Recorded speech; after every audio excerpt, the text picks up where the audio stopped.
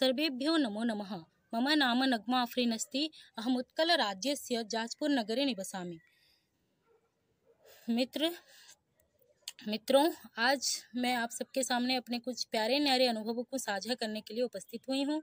उससे पहले मैं उन लोगों को धन्यवाद कहना चाहूँगी जिनके चलते मुझे ये अवसर प्राप्त हुए हैं। सबसे पहले मैं उत्तर प्रदेश के आदरणीय मुख्यमंत्री श्री योगी आदित्यनाथ महोदय तथा उत्तर प्रदेश संस्कृत संस्थान लखनऊ परिसर को धन्यवाद तथा प्रणाम करना चाहूँगी। उसी प्रकार अपने गुरुजी पूजनीय श्री नूतन विष्णु रेग्मी महोदय के श्री चरणों में नमन करते हुए मैं उन्हें प्रणाम करते हुए धन्यवाद कहना चाहूँगी।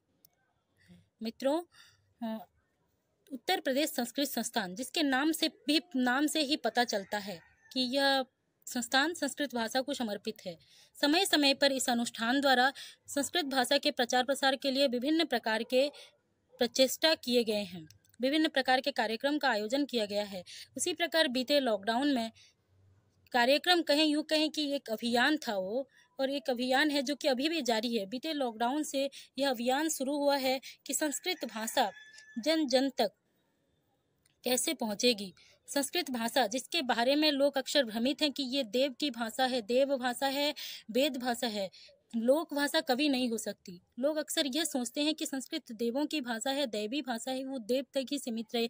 वेद की भाषा है, वैदिक भाषा है, वेद तक ही सीमित रहे, लोक भाषा कभी नहीं हो सकती। आजकल के लोग भ्रमित हैं। ऐसी संस्कृत भाषा को लोक भाषा फिर से लोक भाषा बनाने के लिए उत्तर प्रदेश संस्कृत संस्थान द्वारा एक सराहनीय प्रयत्न किया जा रहा है, जिसके तहत सामाजिक गणमाध्यम के जरिए से, इंटरनेट के जरिए से लोगों तक उत्तर प्रदेश संस्कृत संस्थान के प्रशिक्षकों द्वारा सरल संस्कृत संभाषण की शिक्षा पहुंचाई जा रही है, वो भी पूर्णतया निःशुल्क।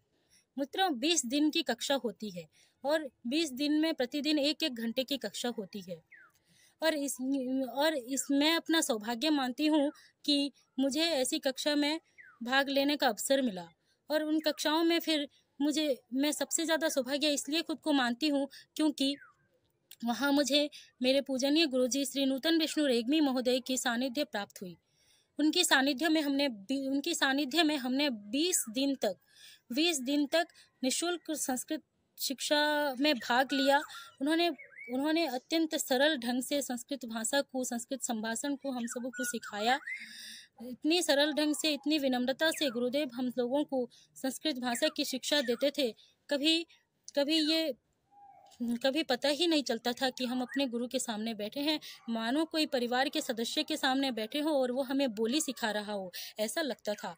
गुरुजी कुछ ऐसे संस्कृत भाषा की शिक्षा हमें देते थे। और वहाँ हर वर्ग के व्यक्ति रहते थे, हर विभाग के व्यक्ति रहते थे, हर उम्र के, हर वयस के व्यक्ति रहते थे।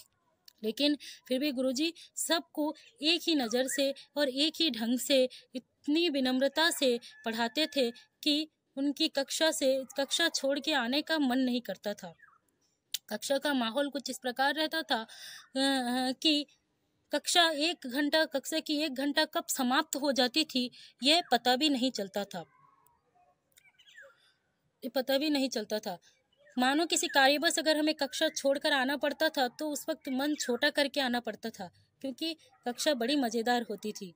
तो मित्रों, मैं आप सबसे भी गुजारिश करूंगी कि आप सब भी ऐसी निःशुल्क कक्षाओं में भाग लें और उत्तर प्रदेश संस्कृत संस्थान के द्वारा आरंभ किए गए इस अभियान में भाग लेकर संस्थान की एक प्रकार से आप सहायता करेंगे। और संस्कृत सीखना सभी के लिए जरूरी है मित्रों, क्योंकि संस्कृत भाषा देव भाषा केवल नहीं है, देव भाषा तो है, वेद भाषा तो है, संस्कृत भाषा लोक भाषा भी है। आप सबको पता होना चाहिए कि एक समय था जब भारत के जनता, भारत के हर बच्चा, भारत का हर व्यक्ति संस्कृत बोला करता था। अगर आप पाणिनीय शिक्षा देखेंगे तो उस पाणिनीय शिक्षा में शिक्षा ग्रंथ संस्कृत भाषा में कुछ वर्ण के उच्चारण आदि के लिए पढ़े जाते हैं। उच्चारण आदि का विषय शिक्षा ग्रंथ में वर्णन है। वर्णों के उच्चारण आदि का विषय शिक्षा ग्रंथ में उल्लेख किए गए हैं। तो पाणिनि शिक्षा में जो वर्णों के उच्चारण का विषय है, ये वर्ण आदि के उच्चारण के विषय है, तो इसमें एक जगह कहा गया है, जो इसके जो कर्ता हैं, पाणिनि शिक्षा के जो कर्ता हैं, उन्होंने वेद में प्रयुक्त रंग वर्ण के उच्चारण के विषय में बताते हुए उन्होंने एक उदाहरण दिया है, जिसमें उन्होंने कहा कि सौराष्ट्र यानी गुजरात, सौराष्ट्र आधुनिक गुजरात को कहा जाता था, तो सौराष्ट्र देश की नारी जो कि छाछ बेचा करती थी, जब वो छाछ बेचा करती थी तब ऐसा हुआ होगा कि उन लेखक के समय में, उन ग्रंथकर्ता के समय में, जब सौराष्ट्र देश की नारी छाछ बेचा करती थी, वो जब छाछ बेचने रास्ते में निकलती थी तो तकरंग नाम से पुकार कर बेचा करती थी। तकरंग कहकर, छाछ का संस्कृत तकरंग है, तो तकरंग कहकर वो छाछ बेचा करती थी। तकरंग का उदाहरण कहते हैं कि तकरंग जैसे वो उच्चारण करती थी, सौराष्ट्र देश की नारी छाछ बेचते वक्त जैसे वो तकरंग का उच्चारण करती थी, उसी प्रकार हमें वेद में रंग वर्ण का उच्चारण करना चाहिए। ये तो छोड़ो, ये कुछ विषय वस्तु से जो है उच्च स्तरीय हो जाते हैं, लेकिन इससे हमें यह पता चलता है कि एक वक्त ऐसा था जबकि एक छाछ बेचने वाली औरत भी, इस मिट्टी की छाछ बेचने वाली औरत भी संस्कृत भाषा बोला करती थी।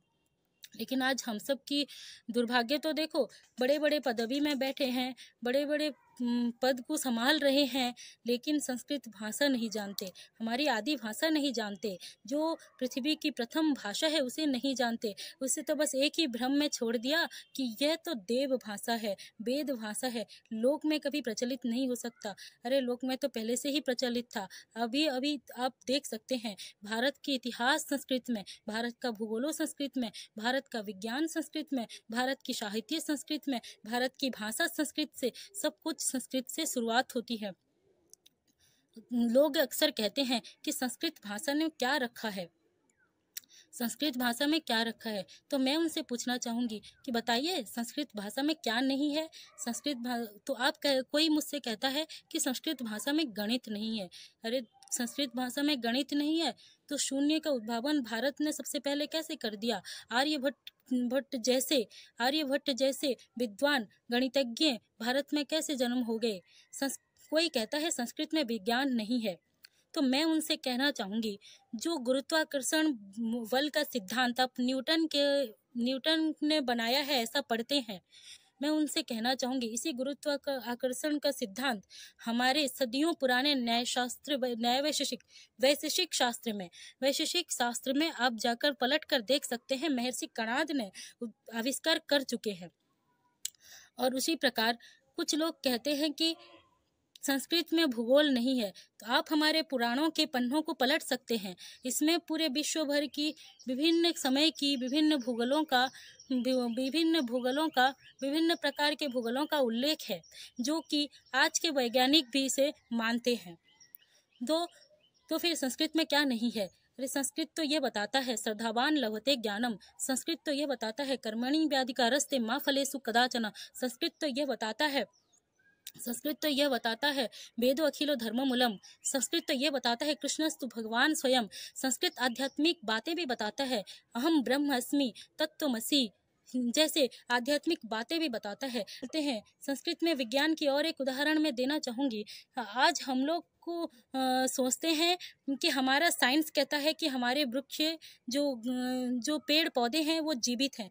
यह साइंस नहीं कहा, आज का साइंस नहीं कहा है, वर्षों पहले मनुस्मृति में भी महर्षि मनु ने यह बताया है कि वृक्षों में, पेड़ पौधों में जान है, परंतु तम गुण के वश वो स्थिर होकर रहते हैं। उनमें तम गुण का प्रभाव इतना है कि वो चलने फिरने या अपनी भावना को व्यक्त करने में असमर्थ हैं।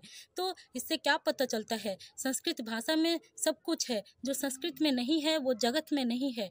तो इसीलिए संस्कृत भाषा की शिक्षा हर भारतीय के लिए अनिवार्य है। तो मैं आप सबसे निवेदन करना चाहूँगी कि एक बार इस निःशुल्क अभियान में आप भी जोग दें और इसमें अंश ग्रहण करके इसका लाभ उठाएं। इतना ही कहकर मैं अपनी वाणी को विराम देती हूँ। नमो नमः।